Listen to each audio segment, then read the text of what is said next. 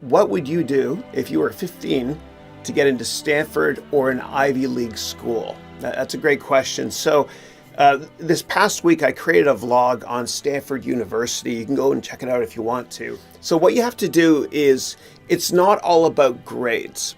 You know, a lot of amazing people get in to these best MBA programs in the world with only a 3.0 GPA or even a little bit below. It happens a lot.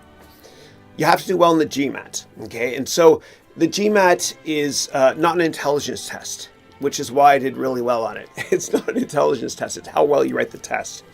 And I'm going to give you all a tip right now that's going to help all of you when you take tests for the rest of your lives. Whenever you read a multiple choice question, and my success rate in getting multiple choice questions right is really, really high, even if I have not read the question.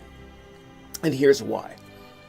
If in the answer to any multiple choice question you see the word always or never, then that is the wrong answer, because you have to think of it like you're a lawyer.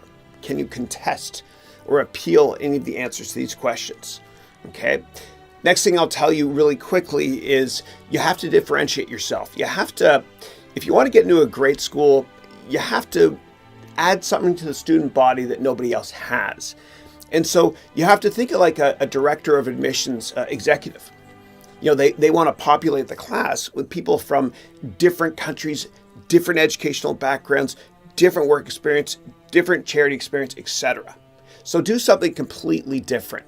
And when I went to business school at Columbia, which seems like years ago, in my class, it was incredible. There were people from every country I could think of.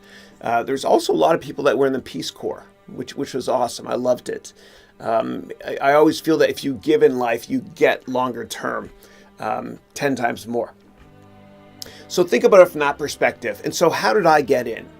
Well, I got in, one of the reasons was I actually did something in my last year of undergraduate school. And Juan, you'll like this because you're still in school. What I did was I was in Canada, and I wanted to have something on my resume that no American would have, and not many other people would either.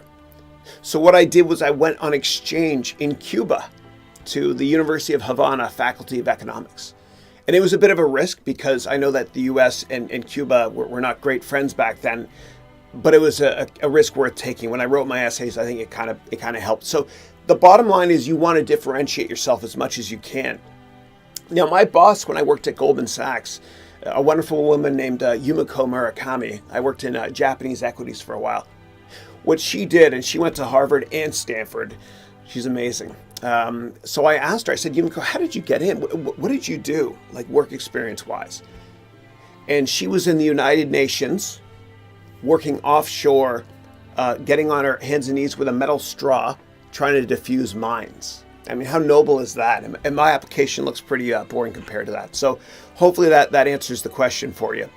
You got to just be different. And there's a great book you can read to get in, which will help you with your essays tremendously.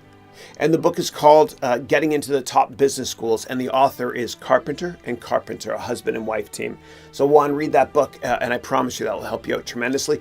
And if you don't get in, keep applying. I know people that have gotten into Harvard Business School that have applied 3 times and gotten in, okay?